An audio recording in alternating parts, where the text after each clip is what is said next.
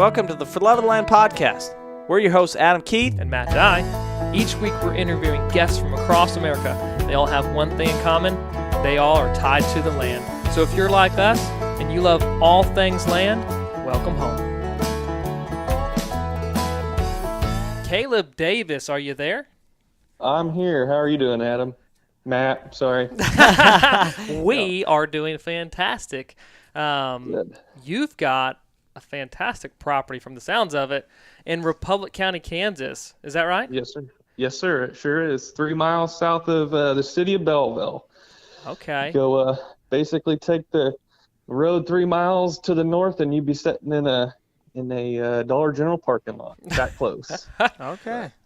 It is. It's definitely a unique property. Got some really good characteristics for basically anybody, investment guy. But what I get most excited about, of course, and you guys probably too, is the deer hunting and turkey hunting side of it. So absolutely. You do a lot of real estate in north central Kansas. That's kind of your territory, if you will. Is that correct? Yep. Yes, sir. Just this kind of north of I-70 and here in north central Kansas. Yeah. And as you guys know, some darn good deer hunting up in this area, as you guys basically hunt almost neighboring property or used to stuff that I hunt. So. Yeah, which is always been a fun trip for us.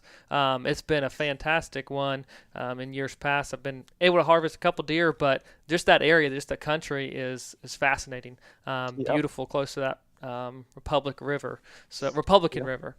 But tell us a little bit more about this property and kind of its features. Why is it so unique? Yeah, so it's 314 acres, and like I said, it's really close to town, but also, really remote. It does have roads on 3 sides, good, well-maintained county roads, which gives it the ability to access as far as deer stands and for farming equipment. But the property itself really, I guess what I like about it so much is the diversity. There's about 150 acres of good tillable creek bottom, and that, of course, drives really good income. Riley Creek runs through the property.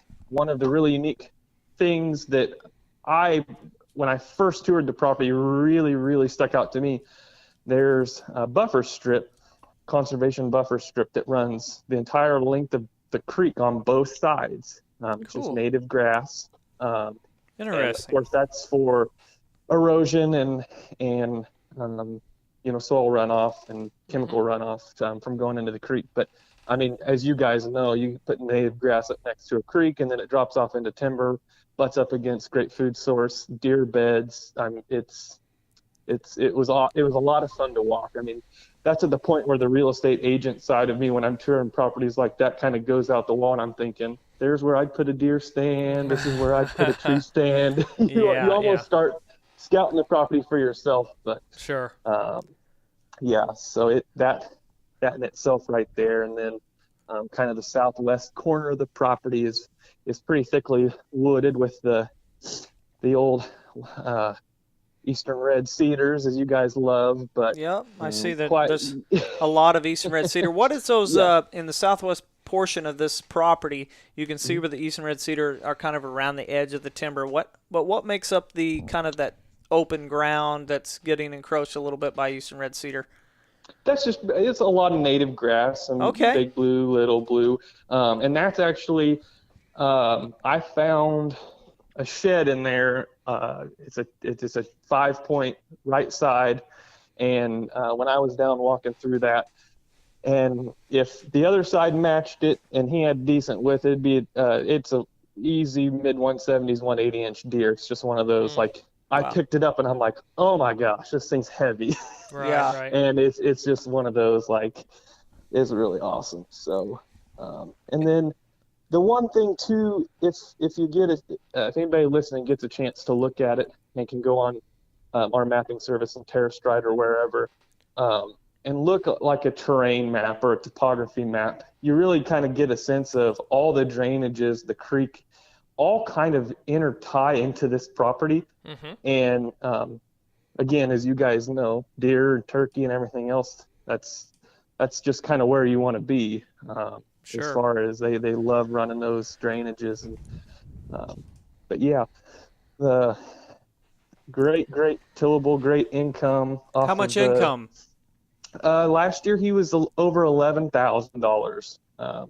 I haven't got numbers back from him for 2018 because they had wheat, but then they also had some beans. If you look at that kind of northern weird shaped field, Yeah.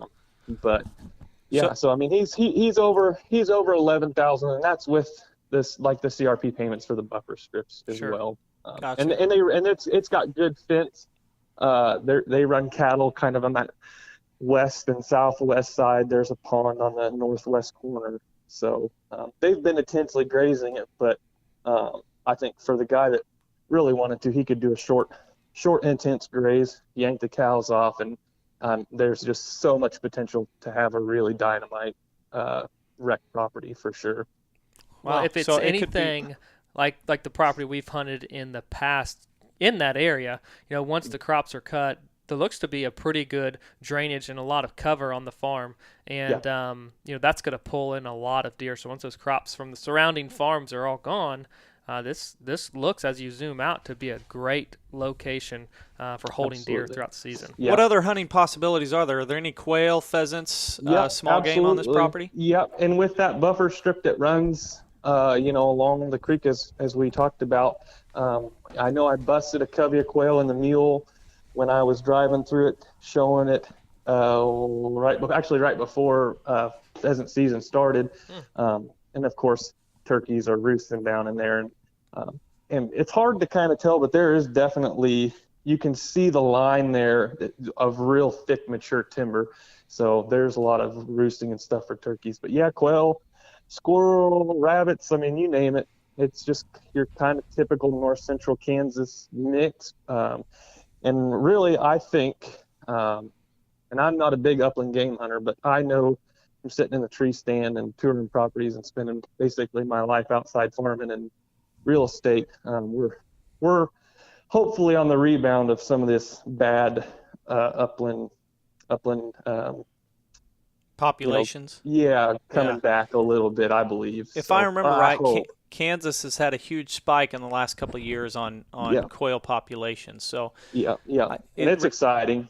It Yeah. really is. So it really and sounds like this property could be whatever you want to make it. It could be a great hunting farm with some income from the crop ground, whether you plant them yourself or rent it out, or you could have some cattle. For me, I think, man, you could really have some great income from cattle, crop, and then you could graze some cover crops, but still have the ability to enjoy the recreational side of it with the hunting possibilities. Sure. Yeah, and there's an old homestead site, kind of really unique to the ones that you and